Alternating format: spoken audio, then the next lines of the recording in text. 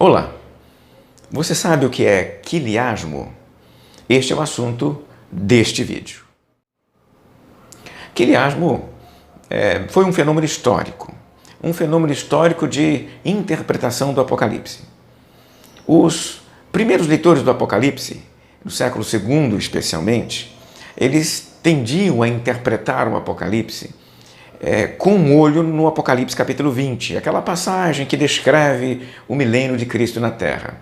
Sendo assim, por causa desta ênfase no milênio, palavra que em grego significa ou é exatamente kilia, os primeiros leitores se tornaram conhecidos então como quiliastas, por causa da ênfase no milênio, kilia em grego.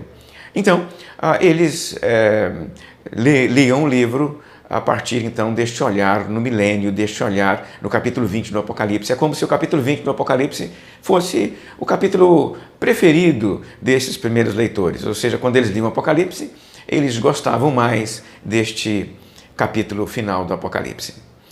Sendo assim, eu quero conversar com você rapidamente aqui agora sobre 4 características destes primeiros leitores do Apocalipse de João.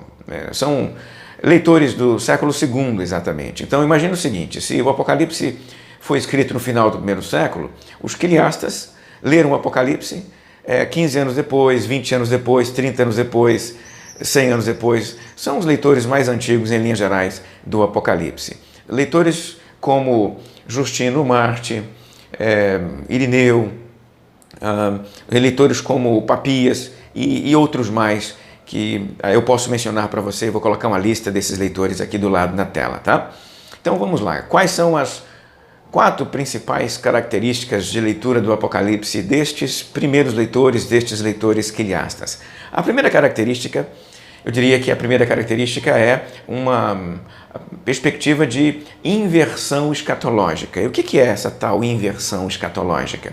Eles entendiam, a partir da leitura do Apocalipse especialmente, que quando Jesus viesse, ele iria promover na Terra uma inversão da situação de todas as pessoas. Então, as pessoas que estavam doentes não teriam mais doença, quem estava morto iria viver, pessoas que sofriam perseguição não iriam mais sofrer perseguição, pessoas servas e escravas seriam reis. E essa perspectiva é denominada então de inversão escatológica, quando se espera que após a intervenção de Cristo, no final dos tempos, haja então uma inversão dos papéis sociais da situação dos seguidores de Jesus.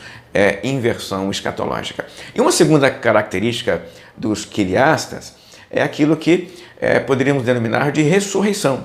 O Apocalipse fala de ressurreição, o capítulo 20 do Apocalipse fala da ressurreição dos perseguidos pela besta e de um reinado com Cristo por 1000 anos destes ressuscitados. Então, evidentemente, esses primeiros leitores que viviam debaixo de perseguição eventual do Império Romano, muitos deles sofreram um martírio, eles olhavam para o tema da ressurreição com muita alegria, imaginando que, mesmo que viessem a morrer debaixo do adversário ou dos adversários da igreja, no final dos tempos, eles iriam ressuscitar para viver com Jesus. A ressurreição ocupa, então, um espaço privilegiado no coração destes primeiros leitores e na atenção deles. Em terceiro lugar, é aquilo que nós chamamos de iminência da parousia. Para quem está lendo o Apocalipse no segundo século, a volta de Jesus não iria demorar muito. Quando eles liam o Apocalipse, eles eles esperavam então que tudo aquilo que estava escrito no Apocalipse iria acontecer rapidamente, num prazo curto, logo depois. Esses leitores, então, enfatizavam a iminência da parousia. E, em quarto lugar, mais uma perspectiva, é a perspectiva da prosperidade material. Você encontra, por exemplo, em textos como de Papias, narrativas interessantíssimas, metáforas curiosas sobre como seria essa prosperidade no mundo após a intervenção de Jesus. Porque eles são quiliastas, porque aguardam alguma atuação, algum tipo de reino, algum tipo de intervenção de Cristo na história humana, na Terra. O quiliasta não espera que, após a intervenção de Jesus, haja o fim do mundo e uma vida fora da Terra. Para um quiliasta, Jesus vem e implanta aqui na Terra um reino material, ou seja, na Terra um grande período de paz, de tranquilidade e de prosperidade. E essa prosperidade seria também material. O Papias, por exemplo, como eu mencionei agora há pouco, ele imaginava no seu texto a metáfora da uva, né?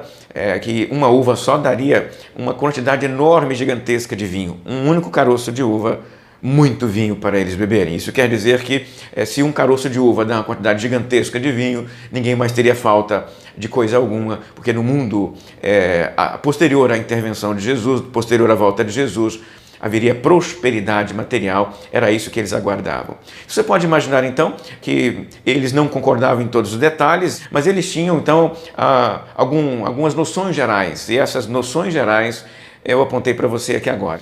Nós paramos por aqui, nós continuamos numa próxima oportunidade, mas antes eu quero te fazer um pedido. Um pedido é o seguinte: se inscreva no canal. Se inscreva no canal para receber as novidades aqui, que nós postamos vídeo toda semana. E compartilhe este vídeo com alguém que acompanha a mesma temática, que gosta deste assunto. Mande para um amigo, mande para um colega e assim você divulga o canal. Eu agradeço muito. Até a próxima.